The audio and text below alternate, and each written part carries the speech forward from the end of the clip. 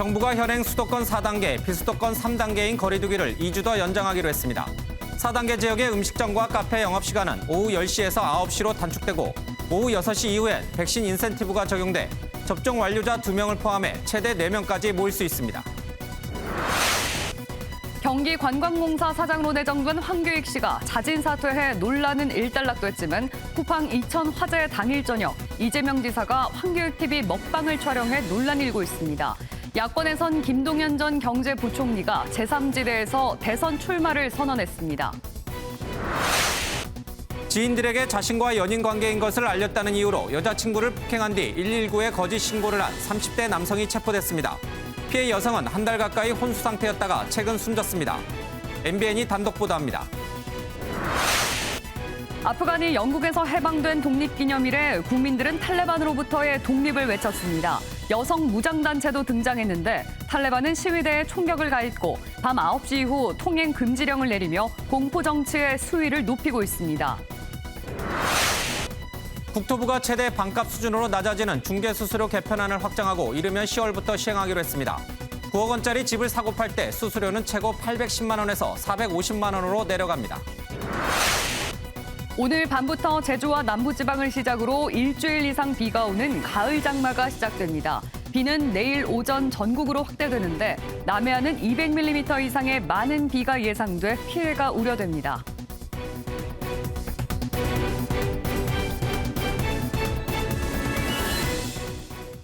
시청자 여러분 안녕하십니까. 오늘도 코로나19 신규 확진자는 2,000명을 넘었습니다.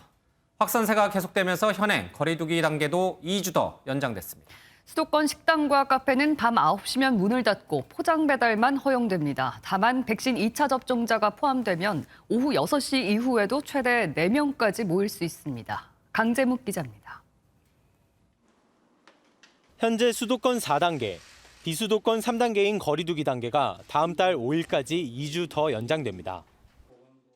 델타 변이, 휴가철 이동량, 접촉량의 증가, 사회적 피로감 등의 악조건이 복합적으로 작용하고 있는 것으로 그렇게 판단하고 있습니다. 특히 감염 위험도가 높은 수도권 등 4단계 지역의 식당과 카페의 영업시간은 오후 10시에서 9시로 1시간 단축됩니다. 일단 계속 1,000명 넘고 이러니까 연장은 조금 필요하다고 생각해요. 아무래도 좀 이게 있으니까 사람들이 일찍 들어가는 건 맞는 것 같아서. 다만 백신 인센티브를 일부 부활시켜 오후 6시 이후라도 접종 완료자 2명을 포함해 최대 4명까지 모일 수 있도록 했습니다. 코로나 장기화로 위기에 몰린 자영업자에게 숨통을 틔워준다는 차원이지만 선심성 정책이라는 반발도 나오고 있습니다. 어느 정도 많이 맞은 몸 좀 될려도 몰라도 지금 상태 도움이 절대 안 돼요. 사람들이 보통 7시에 퇴근하는데 2시간대 안 먹으려고 그러지. 오늘 신규 확진자는 2,052명을 기록하며 역대 세 번째 최다 수치를 기록했습니다. 정부는 추석 연휴 전까지 4주 연장하는 방안도 논의했지만 일단 2주를 연장해보고 방역 상황을 점검해 다시 결정하겠다고 밝혔습니다. MBN 뉴스 강재묵입니다. 경북 의성의 요양병원과 경주 지역 공장 등에서 잇따라 집단 감염이 발생해 하루 신규 확진자가 100명을 넘겼습니다. 외국인 노동자를 중심으로 확진자가 속출하자 경주시는 거리 두기 4단계 격상을 검토 중입니다. 심우영 기자입니다. 경북 의성군 공립요양병원. 방호복을 입은 구급대원들이 환자를 차례로 구급차에 태워 다른 병원으로 이송합니다. 이 요양병원에서 어제 80대 환자 1명이 확진된 이후 오늘 33명이 추가로 감염됐습니다. 확진자들은 환자 29명과 직원 5명 등인데요. 이 중 24명은 백신 2차 접종까지 완료해 돌파 감염 사례로 파악됐습니다. 방역당국은 병원 3층을 동일 집단 격리하고 전수조사에 나섰습니다. 백신 접종 여부와 관계없이 관내 다른 요양병원과 요양시설에 대한 일제 선제 검사도 실시할 계획입니다. 경주 건천 일반산업단지 내 임시 선별진료소에 검사를 받으려는 근로자들이 긴 줄을 섰습니다. 공장 3곳에서 30여 명이 감염되는 등 이틀간 58명이 신규 확진됐는데 경주시는 거리두기 4단계 격상을 검토 중입니다. 회사에서 확진자가 1명 나왔다는 얘기를 듣고 회사 차원에서도 검사를 하고 저 자신도 뭐 좀 염려도 되고. 포항과 구미에서도 확진자가 늘면서 오늘 0시부터 오후 6시까지 110명이 신규 확진됐습니다. 경북에서 1일 확진자가 100명을 넘은 건 지난해 3월 5일 이후 처음으로 코로나 확산 차단에 비상이 걸렸습니다. MBN 뉴스 심호영입니다. 네, 달라지는 방역 조치에 대해서 보건복지부 출입하는 유호정 기자와 더 짚어보겠습니다. 어서 오십시오. 자, 먼저 앞서 리포트에서 봤습니다만은 이제 4단계, 그러니까 수도권 지역도 4단계죠. 식당, 카페 영업시간이 밤 10시에서 9시로 1시간이 단축이 되는데 왜 식당과 카페만 이렇게 된 건가요? 네, 최근 집단 감염의 3분의 1이 이 식당과 카페에서 발생하는 등 그 비중이 크고 또 사실 마시고 먹을 때는 마스크 착용이 어려운 이런 시설 특성을 고려했다고 당국은 설명했습니다. 앞으로 편의점에서도 이 취식과 관련해서는 똑같은 기준이 적용이 되고요. 대신 실내체육시설이나 노래방, 학원 등 다른 시설에 대해서는 2주에 한 번 선제 검사를 하는 등 방역 조치를 강화하겠다고 밝혔습니다. 또 개인이 방역 수칙을 위반하면 내는 과태료 10만 원. 이게 너무 적어서 구속력이 적다는 지적에 대해서 정부는 과태료 인상을 검토하고 있다고 밝혔습니다. 뭐 일반 술집이라든지 아니면 노래방 같은 경우는 10시까지도 그냥 그대로 가는데 식당과 카페만 9시로 줄이니까 이 너무 식당과 카페 주인들에게는 가혹한 거 아닌가요? 네, 그래서 일종의 보상 차원으로 이 카페와 식당에서만 조금 전에 보신 이 백신 인센티브가 적용된다는 게 정부의 설명입니다. 그러면 사우나나 헬스장 같은 데서는 이 백신 인센티브가 전혀 적용 안 돼요? 네, 맞습니다. 다른 다중이용 시설에서는 똑같이 4단계일 경우 저녁 6시 이후에는 2명까지만 모일 수 있습니다. 집도 마찬가지입니다. 다시 한번 정리를 하면 4단계에서 사적 모임 2인 제한은 그대로 유지하되 이 식당, 카페에서만 또 접종 완료자에 한해 2명 더 모일 수 있는 겁니다. 이 똑같이 4명이라 하더라도 미접종자 3명과 접종자 1명은 모일 수 없는 상황이고요. 또 여기서 말하는 접종 완료자는 접종 이후, 최종 접종 이후 14일이 지난 사람만 해당이 됩니다. 그러니까 4명까지 모일 수 있도록 하는 대신에 백신 인센티브를 좀 줘서 밤 9시까지로 이제 제한하는, 그러니까 병 주고 약 주는 그런 처방을 내린 셈이군요. 그런데 애초에 정부가 이 백신 인센티브를 도입한 것은 백신 접종률을 좀 높이기 위해서였잖아요. 그래서 백신 접종자는, 완료자는 사적 모임에서 아예 제외시키기로 했는데 오늘 나온 대책은 그 정도까지는 아닌가 보죠? 네, 그렇습니다. 그래서 이제 사실 접종 인센티브다라기보다는 이 식당과 카페 영업 단축에 대한 최소한의 피해 보상책이다, 이렇게 봐야 할 것 같습니다. 사실 인센티브 조치가 자칫 방역 완화 메시지로 읽힐 수 있다는 당국의 우려가 여기에 담겨 있습니다. 현재 방역 상황상 전면적으로 인센티브를 확대하면서 방역을 완화하는 메시지를 내기는 적당하지 않다라고 판단하고 있습니다. 그런데 이 따져보면 지금 백신 2차 접종 완료자라고 하는 사람들이 대부분 고령자고 또 요양병원에 계신 분들이잖아요. 이분들이 저녁 6시 이후에 식당, 카페 가나요? 네, 그래서 실제로 자영업자들이 실제 도움이 될까 이런 우려를 하고 있는 상황인데요. 이 접종 완료율이 현재 21.6%입니다. 말씀하신 것처럼 가장 먼저 접종을 시작한 요양시설 이용자, 직원들, 그리고 또 30대 젊은 층, 얀센 접종자도 있지만 일부에 해당하고요. 대부분 고령층 위주인데요. 활동량이 많은 청장년층의 본격적인 접종은 사실 아직 시작도 되지 않은 상황입니다. 이에 대해서 정부는 9월 말에는 접종 완료율이 47%까지 증가할 것이기 때문에 점점 도움이 될 것으로 판단한다고 설명했습니다. 알겠습니다. 자, 4단계 조치가 또 2주 연장되는데 확산세 좀 잡을 수 있을까요? 네, 사실 언제까지 4단계 유지될까 이 부분이 가장 궁금하실 텐데요. 정부는 처음에 수도권 4단계를 적용할 때만 하더라도 수도권 확진자가 800명대로 떨어지면 감소세로 판단하고 완화를 검토하겠다, 이런 입장이었습니다. 그런데 이제는 이렇게 확진자 수를 토대로 한 완화 기준조차 밝히지 못하고 있습니다.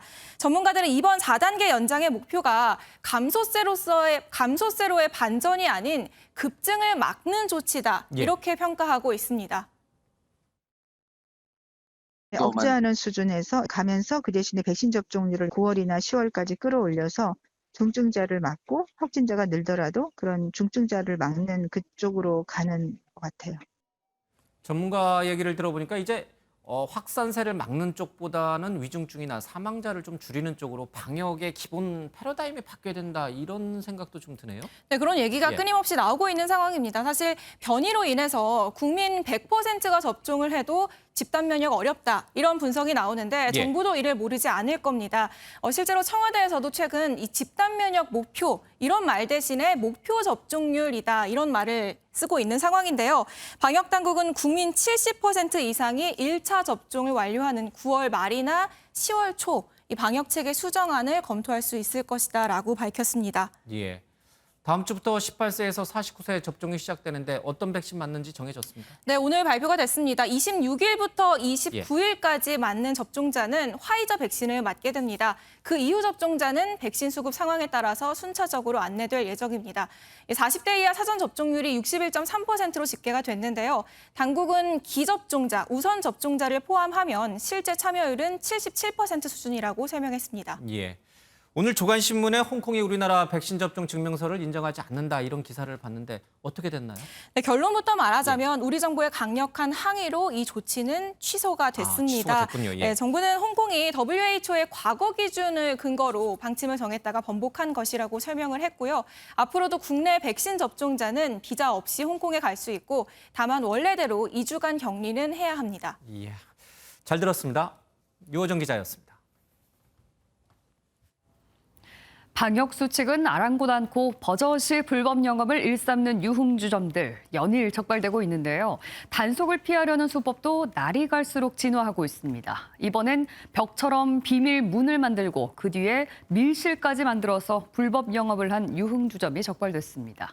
최희지 기자가 보도합니다. 소방관들이 굳게 닫힌 문을 강제로 열고 곧바로 경찰이 잽싸게 들어갑니다. 지하를 둘러보니 또 하나의 문이 나옵니다. 이곳도 강제로 열고 들어가니 무허가 유흥주점의 모습이 드러났습니다. 강남의 한 건물 지하입니다. 간판도 없는 이 평범한 문 뒤에선 불법 유흥주점 영업이 있었습니다. 술병과 음식은 많은데 업주와 종업원들은 손님들이 어디로 갔는지 입을 굳게 다물었습니다. 경찰이 내부를 샅샅이 뒤지자 벽돌로 만든 벽처럼 생긴 숨겨진 문이 드러납니다. 문을 열고 통로를 따라가니 밀실이 나오고 그곳엔 손님과 여성 종업원들이 단속을 피해 숨어 있었습니다. 여기 다 있어 여기. 해당 업소가 불법 영업을 하고 있다는 첩보 등을 접수해서 탐문 중에 잠복 근무를 했고 손님이 들어가는 정황 등을 목격하고 단속을 하게. 경찰은 무허가 유흥주점 업주 이모 씨와 손님 등 43명을 감염병 예방법 위반 혐의로 입건하고 이 중 업주와 여성 종업원에 대해선 식품위생법 위반 혐의도 추가로 적용했습니다. MBN 뉴스 최희지입니다. 지인들에게 연인 관계인 것을 알렸다며 여자친구를 폭행해 혼수 상태에 빠뜨린 30대 남성이 경찰에 체포됐습니다. 그래놓고 이 남성은 여자친구가 술에 취해서 의식을 잃은 것 같다며 119에 거짓 신고까지 했습니다. 병원에 옮겨진 여자친구는 한 달 만에 결국 숨졌습니다. 김태형 기자의 단독 보도입니다. 서울 마포의 한 오피스텔입니다. 지난달 25일 이곳에서 여자친구를 수차례 폭행한 30대 남성이 경찰에 붙잡혔습니다. 남성은 여자친구와 함께 지인 모임에 참석한 뒤 왜 연인 관계 사실을 알렸냐며 화를 냈고 피해자를 여러 차례 폭행했습니다. 피해자가 의식을 잃자 남성은 여자친구가 술에 취해 머리를 다쳤다며 119에 거짓 신고를 하기도 했습니다.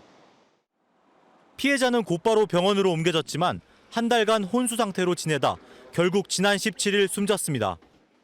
경찰은 남성을 상해 혐의로 입건하고 지난달 구속영장을 신청했지만 법원은 도주 가능성이 낮고 증거인멸 우려가 없다며 영장을 기각했습니다. 경찰은 폭행과 피해자 사망의 인과관계를 조사한 뒤 남성의 혐의를 변경해 구속영장을 다시 신청하는 방안을 검토 중입니다. MBN 뉴스 김태형입니다. 서울의 한 극장에서 에스컬레이터를 타고 올라가는 여성을 따라가며 휴대전화로 몰래 찍은 30대 남성이 현장에서 붙잡혔습니다. 휴대전화를 살펴봤더니 그동안 불법 촬영한 것으로 보이는 사진 600여 장과 영상이 발견됐습니다. 이상엽 기자의 단독 보도입니다. 서울 중랑구의 한 주상복합 건물입니다. 에스컬레이터를 탔는데 뒤에 있던 남자가 몰래 촬영을 했다는 112 신고가 그제 저녁 8시에 접수됐습니다. 에스컬레이터에 서서 여성을 몰래 촬영한 30대 남성 A씨는 경찰의 현행범으로 체포됐습니다. 에스컬레이터 위쪽에 이제 여자분이 계셨고 찍을 때 이렇게 차크삭 소리 나잖아요. 그 소리 듣고서 이제 신고를 했던 걸로. 해당 남성은 휴대전화 속 내용을 지우려고 시도하며 혐의를 부인했지만 경찰이 CCTV에 찍힌 범행 영상을 확보해 추궁한 끝에 혐의를 인정한 것으로 알려졌습니다. A씨의 휴대전화에선 불법 촬영한 것으로 추정되는 사진 600여 장과 성관계 동영상이 발견됐습니다. 경찰 조사에선 완전히 삭제한 동영상도 많다고 진술한 것으로 전해졌습니다. 경찰은 A씨가 올해 2월부터 6달 동안 중랑구 일대 대형마트와 골목, 지하철, 에스컬레이터 등을 다니며 치마를 입은 여성들을 불법 촬영한 것으로 파악했습니다.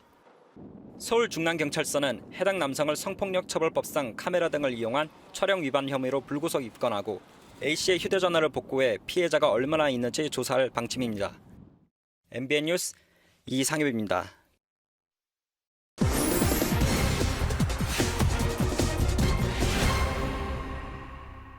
코로나19에 걸린 뒤 완치가 되면 몸에 면역 항체가 생깁니다. 백신을 맞는 이유도 바로 이 면역 항체를 만들기 위해서죠. 그러면 확진자는 이미 항체가 생겼으니 굳이 백신을 맞을 필요가 있을까 의문이 듭니다. 특히 무증상이나 경증으로 지나간 확진자들은 더 궁금할 텐데요. 김태린 기자가 백신을 맞아야 하는지 사실 확인해봤습니다.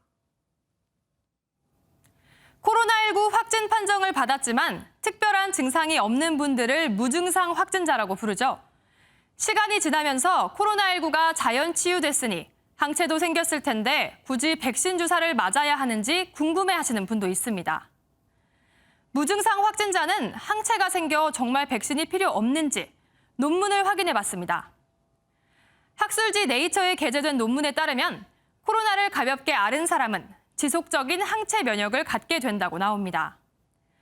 바이러스에 감염되면 항체 수치가 높아지는데 이후 4개월이 지나면 급속도로 항체가 떨어져도 골수에 면역 항체를 만드는 세포가 남아있다는 겁니다. 하지만 중증 회복 환자에게는 이런 면역 세포가 생기는지는 확실치 않다고 쓰여 있습니다. 따라서 중증 회복 환자는 백신 접종을 하시는 게 좋습니다. 그런데 무증상 감염자는 논문 내용만 보면 백신 접종을 하지 않아도 될 것 같기도 한데요. 다른 전문가들에게 추가로 확인해봤습니다. 무증상자의 경우 이미 항체가 생겼을 것이라는 의견이 많았습니다. 그렇다고 해서 백신을 맞을 필요가 없다는 것은 아닙니다. 관건은 항체의 양입니다. 코로나19를 앓고 난 뒤 항체가 생기는 것은 맞지만 항체가 충분하지 않다는 게 문제입니다. 또 델타 등 변이 바이러스를 예방하는 능력은 떨어집니다. 변이 바이러스도 예방할 수 있는 충분한 항체를 갖추려면 백신을 맞는 것이 좋습니다. 무증상 확진으로 항체가 생겼어도 항체가 충분치 않다면 백신을 맞은 사람보다 위험할 수 있기 때문입니다. 따라서 무증상 확진자가 백신을 맞을 필요가 없다는 말은 전혀 사실이 아닙니다. 사실 확인 김태림입니다. 주로 밤새 쓰레기를 수거하는 환경미화원들에겐 작업 도중 잠시 쉴 수 있는 휴식 공간이 절실하지만 대부분 길 위에서 쉴 수밖에 없습니다. 하루에 보통 3만 보 이상을 걷는다는데 홍지호 기자가 이들의 고충을 들어봤습니다. 저녁 9시가 넘은 시각 환경미화원들의 일과가 시작됩니다. 첫 업무는 수거할 쓰레기를 모으는 것. 차들이 못 들어오니까 이제 차가 다니는 골목 쪽으로 선작업을 해놓는 거예요. 환경미화원들이 차에 담기 쉽도록 옮겨둔 쓰레기들입니다. 식당과 가정집에서 나온 다양한 폐기물들이 이곳을 포함한 도로 곳곳에서 수거를 기다리고 있습니다. 밤새 동네 3곳을 다니며 쓰레기를 치우다 보면 걷게 되는 걸음만도 3만 보가 넘습니다. 잠시 숨을 돌리며 쉬려 해도 휴게실까지는 30분 거리. 그냥 작업 도중 아무 때나 걸터 앉아 쉴 수밖에 없습니다. 3만 보 걷고요. 일요일 날 같은 데는 한 4만 보 정도 걷는 것 같아요. 양이 더 많아가지고 더 많이 걸게 되더라고요. 일요일 날은. 그러니까 코로나 때문에 식사를 할 수 있는 데가 없어요. 밥도 못 먹고 휴게 공간이 없기 때문에 쉴 수도 없고. 산업안전보건 기준에 관한 규칙에 따라 사업주는 환경미화원들이 접근하기 쉬운 장소에 휴식 공간을 마련해야 합니다. 또 고용노동부는 5분 이내 거리에 휴게실 설치를 권장하고 있습니다. 하지만 이를 어겼다 하더라도 사업주에게 과태료를 부과하는 시점은 내년 8월입니다. 그리고 이 미화업을 하시는 분들한테는 이제 그 오염물질 이제 다 씻고 이제 집에 갈 수 있는 정도의 공간은 최소한의 조건인 것이죠. 시민들 위한 서비스를 제공하는 것이어서 당연히 이제 차별 없이 둬야겠죠. 앞으로 1년 그들이 정당한 쉴 권리를 위해 기다려야 하는 시간입니다. MBN 뉴스 홍지호입니다. 전두환씨 연희동 자택 별채가 결국 공매로 넘어가게 됐습니다. 이 별채를 소유하고 있던 며느리가 검찰의 자택 압류가 부당하다며 소송을 냈는데 두 번째 재판에서도 졌습니다. 박자은 기자입니다. 전두환 씨 연희동 자택 중 별채는 지난 2003년 전 씨 처남이 취득했다가 2013년부터 셋째 며느리 이모 씨가 소유권을 넘겨받았습니다. 그런데 전 씨가 1997년 내란과 뇌물수수 등 혐의로 판결받은 추징금 2,205억 원을 납부하지 않자 정부는 2013년 자택 압류를 결정했고 검찰은 연희동 자택을 공매에 넘겼습니다. 전 씨 측은 여러 건의 소송을 제기하며 반발해왔습니다. 그 결과 지난해 11월 법원은 본체와 정원이 전 씨가 대통령 취임 이전에 갖고 있던 재산이라 불법 재산으로 볼 수 없다며 압류를 취소했지만 셋째 며느리 이 씨가 소유한 별채는 전 씨 처남이 뇌물로 조성된 비자금으로 구매한 것으로 보고 압류가 적법하다고 판단했습니다. 이 씨는 서울중앙지검을 상대로 별채 압류 처분 무효 확인 소송을 벌였지만 항소심에서도 법원은 이 씨의 주장을 받아들이지 않았습니다. 재판부는 이 사건 부동산이 불법 수익에서 유래한 재산에 해당한다며 원고의 항소를 기각했습니다. 전 씨의 연희동 자택은 본체 부인 이순자 씨, 정원 비서관, 별채는 며느리 이 씨가 명의자로 모두 소유자가 다릅니다. 앞서 지난 4월 대법원도 별채에 대한 압류 처분이 정당하다고 확정 판결한 만큼 전 씨 자택의 별채는 사실상 공매로 넘어가게 됐습니다. MBN 뉴스 박자은입니다.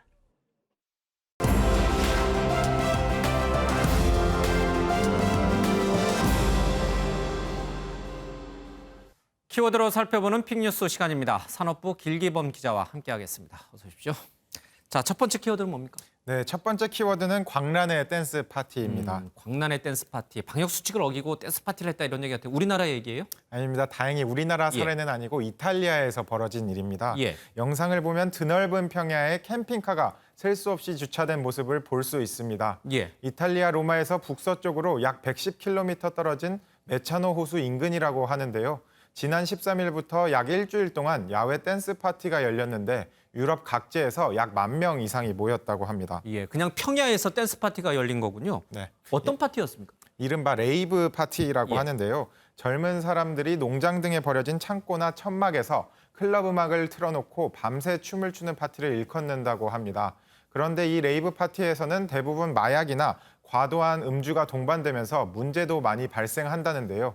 실제 이번 이탈리아 레이브 파티에서도 24살 청년이 호수에 빠져 익사한 것으로 전해졌고요. 3명이 폭음으로 홍수 상태에 빠지기도 했고 여러 건의 성폭행 사건도 보고됐다고 합니다. 심지어 현지 언론에 따르면 한 임산부가 파티 도중 출산한 경우도 있었다고 합니다. 성폭행, 출산까지 정말 광란의 파티인데 이 정도면 경찰이 막아야 되는 거 아닌가요? 말씀하신 대로 경찰의 뒤늦은 대응이 도마 위에 올랐습니다. 파티가 열린 지 일주일이 지나서야 경찰이 개입해 파티를 끝냈는데요. 이 때문에 이탈리아 정치인들은 상황이 이렇게 되도록 도대체 경찰은 뭘 한 거냐고 비판에 나섰습니다.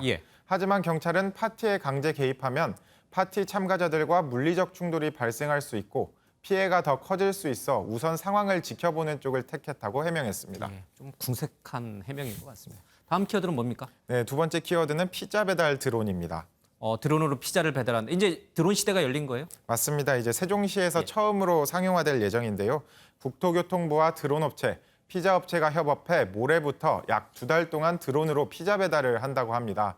아직 아파트 단지까지 배달을 할 수준은 아니고요. 피자집에서 2km 정도 떨어진 세종호수공원 야외에서 배달을 시키면 드론이 10분 안에 이제 피자 배달을 해준다고 합니다. 다만 아직 시범 운영 기간인 만큼 주말에만 이용할 수 있고 시간도 정해져 있는데요. 정부는 포스트 코로나 시대에 맞게 향후 도심 지역으로 드론 배송을 확대 운영할 계획이라고 밝혔습니다. 자율주행 자동차에 이어서 이제 드론 택배까지 정말 세상이 아주 빠르게 변하고 있는 것 같습니다. 다음 키워드는 뭡니까? 네, 다음 키워드는 아기야 잘 살아라입니다. 아기야 잘 살아라. 부모가 아기를 어떻게 남겨두고 떠난 거예요? 네, 영상을 먼저 보시겠습니다. 한 부모가 아이를 머리 위로 올려 담벼락 위에 있는 군인에게 넘겨주는 모습 이제 보이실 텐데요. 또 다른 영상에서도 군인이 담벼락 위에서 한 아이를 받는 모습을 보실 수 있습니다. 아프가니스탄에서 벌어지는 일인데요.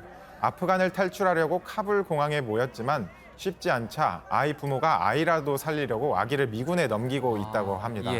이외에도 영국군이 지키는 호텔 등에서도 아이라도 살려달라며 군인들에게 넘기는 일이 발생하고 있다고 합니다. 저희도 이제 과거 한국 전쟁 때 피난 갈 때 이제 막 부모들이 아이를 아이만 해도 살리기 위해서 딱 그런 모습이 좀 연상이 됩니다. 너무 끔찍합니다. 최근에 이 아프간 탈출 과정에서 이 비행기에서 떨어지는 그 일이 있었어요. 저희들도 보도를 해드렸습니다만 그 떨어진 사람들의 신원이 확인됐다면서요? 네, 이제 미군 공군 수송기에 매달려 있던 사람이 공중에서 추락했다는 뉴스 많이 보셨을 텐데요.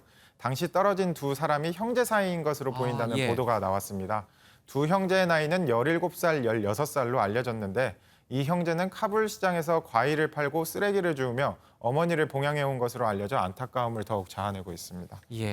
비행기에 매달려서 가다가 떨어져 죽음을 맞았다. 이 형제들을 조롱하는 사람들이 있어요? 네, 해외 한 온라인 쇼핑몰에서 파는 티셔츠가 논란인데요. 티셔츠 앞부분에 두 명의 추락 순간을 그려넣었고 그 위에 카불 스카이다이빙 클럽이라는 문구까지 새겨져 있습니다. 가격은 약 $16로 우리 돈으로 2만 원 안 되는 금액인데요. 판매자는 비행기에서 뛰어내리며 최고의 기분을 경험하는 것을 좋아하는 사람들에게 아주 적합한 옷이라는 설명 등을 올리며 조롱하기도 했습니다. 이에 대해 누리꾼들은 아프간인의 고통과 불행을 상업화했다, 정말 잔인하다 등 비난의 목소리를 내고 있습니다. 얘기할 수가 없네요. 마지막 키워드는 뭡니까? 네, 마지막 키워드는 살인 말벌입니다. 살인 말벌. 네. 어느 지역에서 발생한 겁니까? 네, 미국에서 이제 발생한 일인데요. 미국에서 장수말벌을 살인말벌로 부른다고 합니다. 우리나라나 아시아권에서는 장수말벌을 흔히 볼 수 있는데요. 하지만 미국에서는 장수말벌이 없던 종인데 갑자기 나타나 꿀벌들을 죽이고 심지어 양봉업자의 보호복까지 뚫는다며 공포의 대상으로 불린다고 합니다. 그런데 이런 장수말벌이 올해 처음으로 워싱턴주에서 발견되면서 농업당국에 비상이 걸렸습니다. 농업당국은 말벌 출몰 지역에 덫을 설치하고 생포한 뒤 위치 추적기를 벌에 달아 벌집을 찾아내는 작업을 벌이고 있다고 합니다. 이게 아시아에서 왔다 그래서 아시안 말벌이라고 불리는데 이게 좀 잘못해서 또 아시안계에 대한 아시안 헤이트 막 이렇게 폭행하는 이제 번질까 좀 걱정됩니다. 알겠습니다. 잘 들었습니다. 지금부터 정치권 소식 전해드립니다. 황교익 씨가 자진 사퇴하면서 보훈 인사 논란은 일단락됐지만 이번엔 이재명 지사가 이천 화재 사건 당시 떡볶이 먹방에 출연했다는 의혹이 제기돼 파장을 일고 있습니다. 이 지사는 매뉴얼대로 대응을 했다고 반박했지만 여야 대선 주자들은 부적절한 처사라고 비판했습니다. 주진희 기자입니다. 지난 6월 17일 경기도 이천 쿠팡물류센터 화재 당시 이재명 경기지사가 황교익 씨 유튜브 방송에 출연해 떡볶이 먹방을 찍었다는 의혹이 제기됐습니다. 이낙연 캠프는 해당 보도가 사실이라면 재난 책임자로서 무책임한 행보라고 비난했고 여권 대선 주자부터 야권까지 일제히 사과를 요구했습니다. 그런 큰 화재가 났으면 당연히 도지사는 즉시 업무에 복귀하고 또 현장을 살폈어야 한다고 저는 생각합니다. 대규모 화재의 소방대장이 실종됐는데 떡볶이가 목에 넘어가십니까? 고 김동식 소방대장이 실종되어 모든 국민들이 간절한 마음으로 돌아오기를 기다리던 때입니다. 이재명 캠프는 즉각 반박에 나섰습니다. 화재는 오전 5시 36분에 발생했는데 8시 19분쯤 대응 1단계 해제 보고를 받아 11시 김경수 경남지사와 협약식에 참석했다는 겁니다. 불길이 잡히지 않아 오후 3시쯤 행정부지사는 현장에 도착했고 17일 저녁 유튜브 방송 촬영 직후 현장 지휘가 필요하다는 판단에 18일 새벽 1시 32분쯤 현장에 도착했다고 설명했습니다. 박근혜 대통령이 왜 세월호 빠지고 있는 현장에 구조 함정에 왜 안 갔냐라고 문제 삼지 않잖아요. 지휘를 했냐 안 했냐. 이 지사 측은 화재 사고를 정치 공격의 소재로 삼지 말라고 반박했지만 유튜브 먹방 출연 논란이 계속될 전망입니다. MBN 뉴스 주유진입니다. 야권에선 김동연 전 경제부총리가 제3지대에서 대선 출마를 선언했습니다. 이미 독자 행보를 선언한 안철수 국민의당 대표와도 손을 잡지 않겠다고 했는데요. 통합과는 점점 멀어지는 야권의 대선 지형에 어떤 변화를 일으킬지 관심입니다. 우종환 기자가 보도합니다. 저는 내년 대통령 선거 후보로 나섭니다. 오늘 저는 정치의 창업을 합니다. 고향인 충북 음성에서 대선 출마를 선언한 김동연 전 경제부총리는 마크롱 프랑스 대통령처럼 제3지대 출마를 선언했습니다. 기존의 정치 세력에 숟가락 얹어서 하는 그런 정치를 제가 하지 않을 그런 생각이라는 말씀을 분명히 드리고요. 안철수 국민의당 대표와 연대 가능성을 부인한 김 전 부총리는 신당을 만들어 대선을 완주하겠다고 밝혔습니다. 국민의힘 대선 주자인 홍준표 의원은 광주 5.18 묘지를 찾아 참배하고 민주화운동 탄압 세력과 단절을 강조했습니다.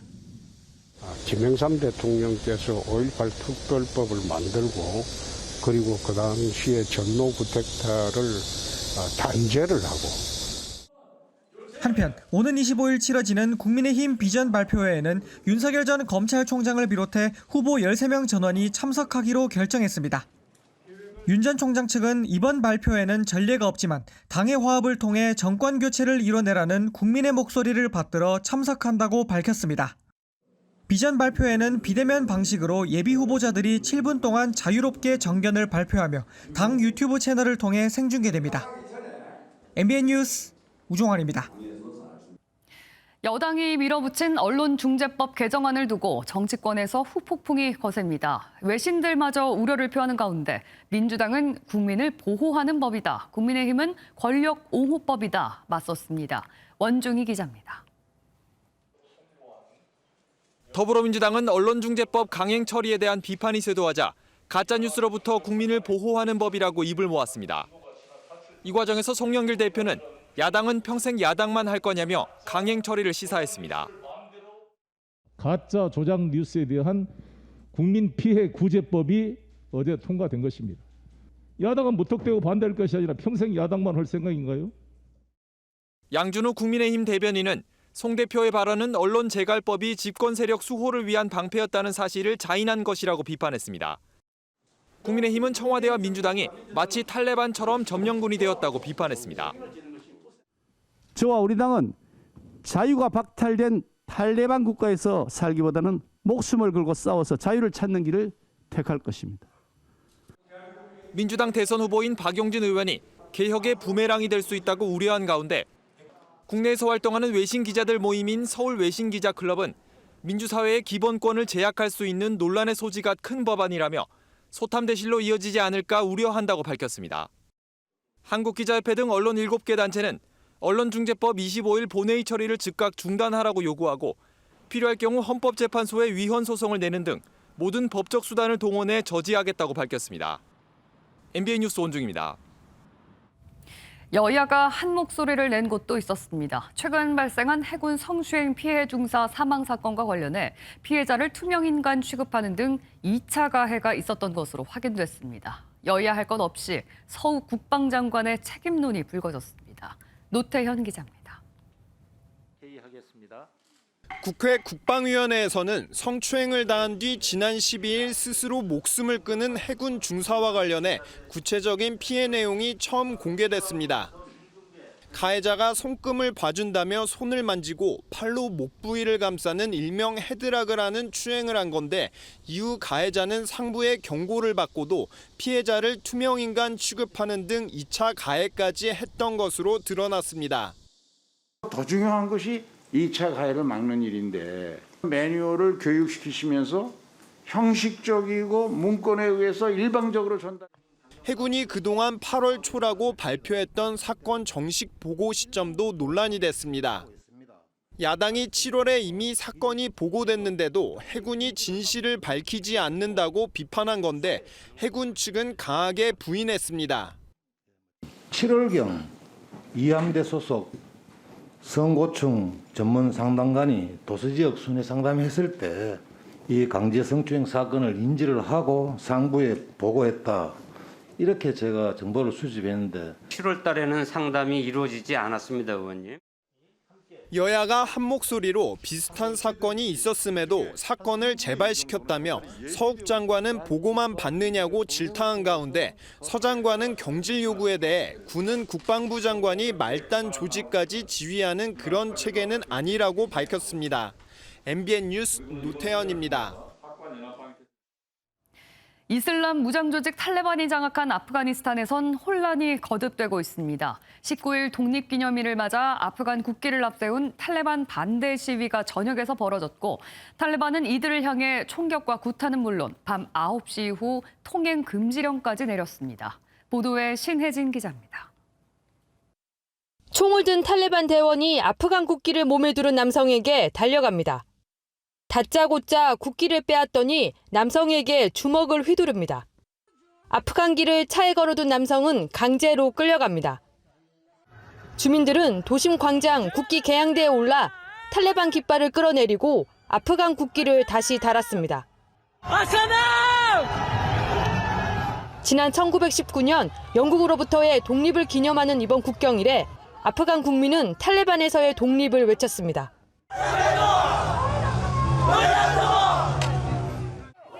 여성들도 얼굴을 드러낸 채 시위에 나섰고 무장 여성단체도 등장했습니다. 탈레반은 시위대를 향해 총격을 가했고 수도 카불을 포함한 일부 지역엔 밤 9시 이후 통행 금지령을 내리는 등 공포 정치를 점점 본격화하고 있습니다. Normalcy has restored to the Kabul city. There is security and it is improving hour by hour. 탈레반은 또 SNS를 통해 미군이 남기고 간 군용 차량으로 순찰을 하고 소총과 중장비 등을 산더미처럼 쌓아놓은 영상을 올리며 세를 과시하고 있습니다.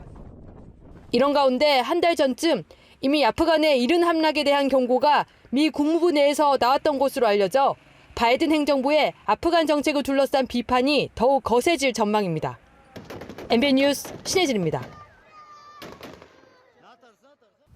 아프간 사태 이후 미국이 필요에 따라 동맹을 버릴 수도 있을 거라는 우려가 나오고 있죠. 동맹국인 우리나라도 예외는 아닐 텐데 이를 의식해서였을까요? 조 바이든 미국 대통령이 한국은 아프가니스탄과 근본적으로 다르며 침략을 당하면 대응에 나설 것이라고 밝혔습니다. 정설민 기자가 보도합니다. 바이든 미국 대통령이 한국과 아프가니스탄은 근본적으로 차이가 있다고 밝혔습니다. 미국 ABC 방송이 공개한 인터뷰 전문에 따르면 바이든 대통령은 한국과 대만 나토 회원국이 침략을 당하면 대응하겠다는 뜻을 분명히 했습니다. 그러면서 악당들에 맞서기 위해 노력하고 있다고 설명했습니다. 언급한 대상 중 대만과는 상호 방위 조약을 맺지 않았지만 바이든 대통령이 근거로 든 것은 상호 방위 조약 5조입니다. 집단 방위 조항인 5조는 한 나라가 공격을 당하면 자동으로 개입해 공동 방어를 한다는 내용을 담고 있습니다. 아프간 사태로 미국이 국익에 부합하지 않으면 동맹을 버릴 수 있다는 한간의 우려를 불식하려는 발언으로 보입니다.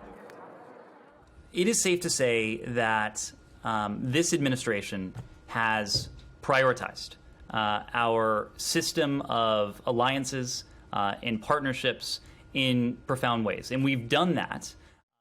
앞서 미국의 한 보수 농객은 한국도 미국의 지원이 없다면 아프간처럼 빠르게 무너질 것이라고 주장했습니다. 국내에서도 우려의 목소리가 나왔습니다. 아프간 사태를 보면서 주한미군 철수를 주장하는 세력들이 궁극적으로 무엇을 원하는지 유추할 수 있었습니다. 바이든 대통령은 우리 시간으로 내일 새벽 아프간 철수 강행에 대한 대국민 연설에 나섭니다. MBN 뉴스 정설민입니다. 오늘 밤부터 전국에 가을 장마가 찾아옵니다. 남부지방엔 최대 200mm 이상의 폭우가 내릴 것으로 보여 늦가기 휴가 계획 잡고 계신 분들이나 그 지역에 사시는 분들은 특히 유의하셔야 할 것 같습니다. 강영호 기자가 보도합니다. 우리나라 주변의 비구름대 이동을 포착한 위성 화면입니다.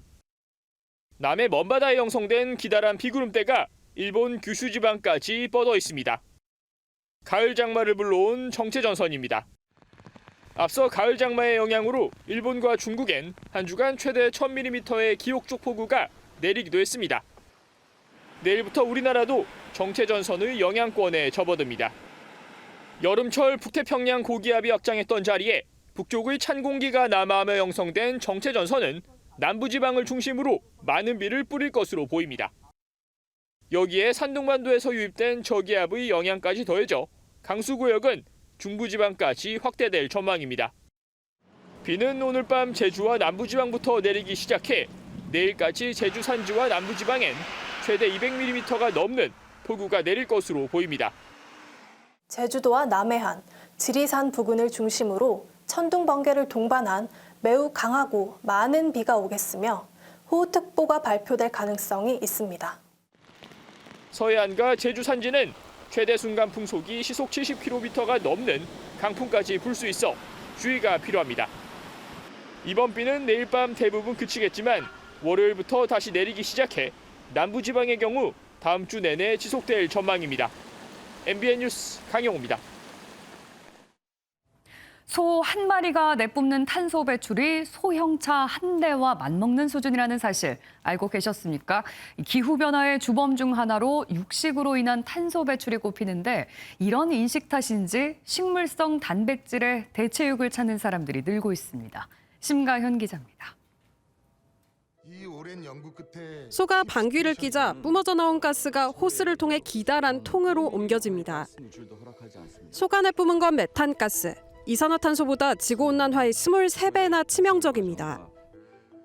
실제 축산 농가에서는 이 가스가 모두 대기 중으로 방출되고 있는 겁니다. 소 한 마리가 트림이나 방귀를 통해 내뿜는 메탄가스의 양은 연간 100kg에 달하는데 소형차 한 대와 맞먹는 수준입니다. 이런 소가 전 세계에 약 10억 마리가 사육되고 있습니다. 기존에 산림이었던 부분을 베어내고 사육지로 하는 경우가 많거든요. 그러면 산림은 대표적인 그 온실가스 흡수원이잖아요. 그러니까 흡수원은 사라지고 흡수원이 배출원이 되는 게 있고요. 기후변화에 관한 정부 간 협의체 IPCC에 따르면 대기 중 메탄가스의 농도는 80만 년 만에 최고치를 기록한 상황. 경각심이 커지면서 콩에서 추출한 식물성 단백질을 이용한 고기 아닌 고기 대체육에 관심이 쏠리고 있습니다. 기존에 먹는 습관이 있기 때문에 소비자가 생각하는 그 식감, 맛, 색상, 향 이런 부분들을 최대한 구현하려고 기술적으로 노력하고 있습니다. 샌드위치와 햄버거 패티부터 서서히 고기를 대체하고 있는데 맛도 색깔도 실제 고기와 상당히 유사합니다. 얘기를 안 해주셨으면 몰랐을 것 같아요. 고기 특유의 좀 잡내가 없고 더 담백하고 건강한 맛이어서. 환경 등의 가치 소비를 지향하는 MZ세대에 힘입어 2040년쯤에는 실제 육류의 수요를 앞지를 것이라는 전망도 나오고 있습니다. MBN 뉴스 심가현입니다.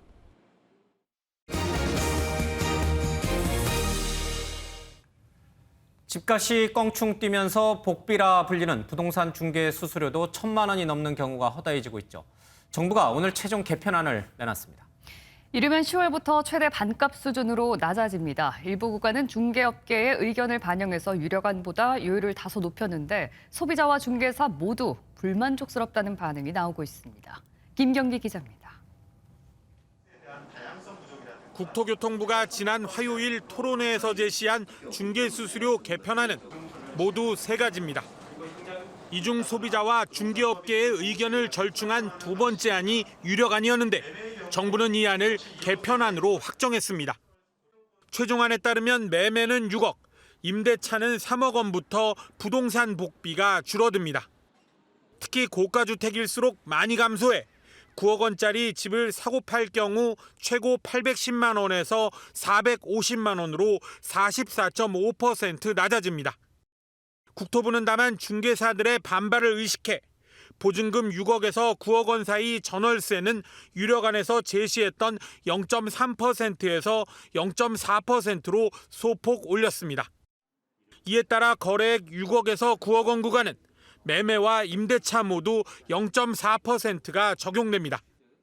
국토부는 이르면 10월부터 바뀐 중개보수 체계를 시행할 방침인데 지자체가 먼저 조례를 개정하면 시기가 앞당겨질 수 있습니다. 정부는 또 공인중개사의 전문성을 강화하기 위해 시험 난이도를 조절하거나 상대평가로 전환하는 방법도 검토합니다. 하지만 소비자 단체 반응은 여전히 부정적입니다. 수수료율이 낮아져도 집값이 급등해 부담은 여전하다는 겁니다. 지금은 이제 수수료율을 딱 정해놓고 그 안에서 받다 보니까 시장경제 체계에 맞는 자율적인 경쟁이 될 수 있는 방안들이 조금은 더 고려되고. 중개사들 역시 정부가 토론회 사흘 만에 최종안을 일방적으로 확정했다며 집단 휴업하는 등 반발하고 있어 마찰은 계속될 전망입니다. MBN 뉴스 김경입니다.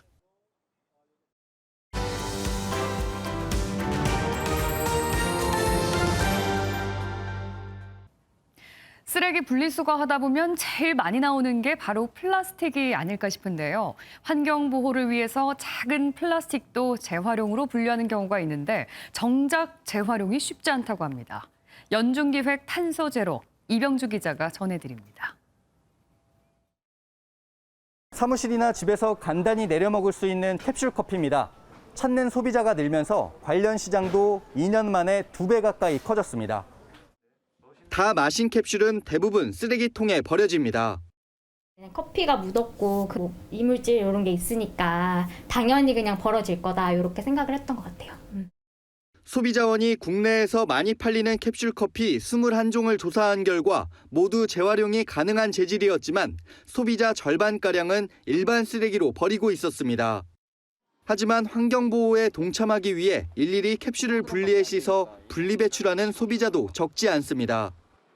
그렇다면 이 정성이 도움이 될까? 재활용 분류센터로 가봤습니다. 재활용 분류센터에서는 크기가 작은 플라스틱은 재활용 의무가 없는 데다 분류가 현실적으로 어려워 회수가 어렵다고 말합니다. 일일이 작은 거를 골라낼 수는 없는 그런 실정인 겁니다. 효율도 많이 떨어질 뿐더러 일단은 작업자 피로도가 너무 많이 증가하다 보니까 이에 따라 이처럼 크기가 작거나 재질이 명확하지 않은 경우 1차 선별장에서 분류가 되지 않고 그대로 버려지는 경우가 많습니다. 또 이렇게 재질이 섞여 있거나 같은 플라스틱이라도 혼합된 경우에는 재활용이 어렵습니다. 일부 기업은 판매한 자그마한 제품을 회수해 자체적으로 재활용하고 있지만 흔치 않은 상황. 재활용 업체와 전문가들은 크기가 작은 재활용 쓰레기는 모아서 버리면 재활용률을 높일 수 있다고 말합니다. 지금처럼 한꺼번에 버려서 선별장에서 선별하는 시스템으로는 이런 부피가 작은 플라스틱은 관리하기 어렵죠. 탄소 중립을 목표로 내건 정부는 현재 50%대인 생활 플라스틱 재활용률을 2030년까지 80%로 끌어올린다는 계획인 가운데 작은 쓰레기라도 적극 재활용하려는 노력이 필요해 보입니다. MBN 뉴스 이병주입니다. 물가는 뛰고 대출은 막히고 서민들 살림이 더 팍팍해질 것 같습니다. 지난달 소비자 물가가 9년여 만에 최고치를 찍었고 이달 소비자 물가에 영향을 미칠 생산자 물가도 역대 최고치로 나타났습니다. 은행들은 대출문을 걸어 잠그고 있고 곧 기준금리도 오를 거란 전망이 나옵니다. 김문영 기자입니다. 지속되는 폭염에 지난달 시금치와 수박은 한 달 전보다 각각 76%와 40% 올랐습니다. 지난해 7월과 비교하면 달걀과 건고추 값은 2배 가까이로 뛰었습니다. 공산품 전반의 가격이 오른 가운데 한국은행이 발표한 지난달 생산자 물가 지수는 110.02, 9개월 연속으로 상승했습니다. 넉 달 연속 사상 최고치입니다. 농림수산품 가격이 오르고 그리고 국제 유가 및 원재재 가격 상승이 지속되면서 공산품을 중심으로 전월 대비 상승세를 지속하였습니다. 생산자 물가 상승은 고스란히 소비자 물가 상승 압력으로 작용할 수 있습니다. 물가만 서민 부담을 높인 게 아닙니다. 지난달 말 1,710조 원대에 나가선 가계부채에 정부가 증가세 관리에 적극 나서며 각 은행의 대출 중단도 이어지고 있기 때문입니다. 당장 우리은행이 오늘부터 신규 전세 대출 취급을 9월까지 제한하기로 했고 농협은행도 오는 24일부터 11월까지 신용대출을 제외한 모든 신규 대출을 중단하기로 했습니다. SC제일은행도 일부 담보대출의 신규 취급 중단 카드를 꺼내들며 대출 중단 도미노 현상이 일어날 수 있다는 우려가 커지고 있습니다.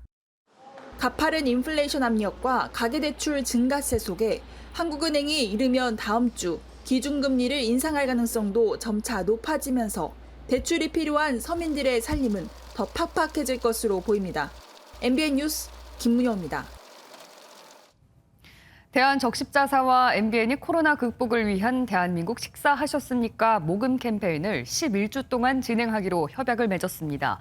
이번 캠페인은 코로나19로 위기에 빠진 소상공인을 돕고 취약계층을 위해 올해 상반기에 이어 두 번째로 진행하는 것으로 코로나 상황을 감안해 서면으로 협약식이 진행됐습니다. 스포츠 뉴스입니다. 큰 키에 긴 머리를 찰랑거리며 폭발적인 플레이를 선보여 인천 질라탄이라 불리는 선수가 있습니다. 프로 데뷔 10년 차에 뒤늦은 전성기를 맞은 김현 선수를 조유로 기자가 화상으로 만났습니다. 수비 사이로 세도에 공을 받고 터닝슛으로 상대의 골망을 흔듭니다. 폭발적인 활동량으로 수비를 꽁꽁 묶는가 하면 과감한 발리슛으로 골문을 위협합니다. 190cm의 큰 키로 헤딩이면 헤딩, 몸싸움이면 몸싸움, 그리고 상대의 허를 찌르는 패스까지. 세계적인 공격수 질라탄을 따라 처음으로 등번호 8번을 단 인천의 공격수 김현은 플레이 스타일은 물론 외모까지 질라탄을 닮아 인천 질라탄이라는 별명도 얻었습니다. 노리긴 했어요. 제가 그 인터밀란 시절에 질라탄 유니폼도 비슷하고 또 머리 스타일도 비슷하고 그 시절의 그런 감성을 좀 느껴보자 해서 또 제가. 어느덧 프로 생활 10년 차. 그동안 연령별 대표팀을 빼면 이렇다 할 두각을 드러내진 못했지만 올 시즌 인천 유니폼을 입은 후론 팀에선 없어선 안 될 존재로 자리매김했고 잔류한 꼬리표가 붙던 인천도 상위권으로 올라섰습니다. 질라탄처럼 선수 생활도 오래 하고 싶다는 그의 꿈은 이제 다시 시작됐습니다. 저도 축구를 할 수 있는 한 최대한 질라탄이나 뭐 동국이 형처럼 최대한 힘이 닿는 데까지 하고 싶습니다. MBN 뉴스 조유로입니다. 프랑스 파리의 에펠탑 앞에서 많은 팬들이 지켜보는 가운데 길거리 스케이트보드 대회가 열렸는데요. 묘기를 넘어 예술에 가까운 연기, 오늘의 핫클립에서 확인하시죠.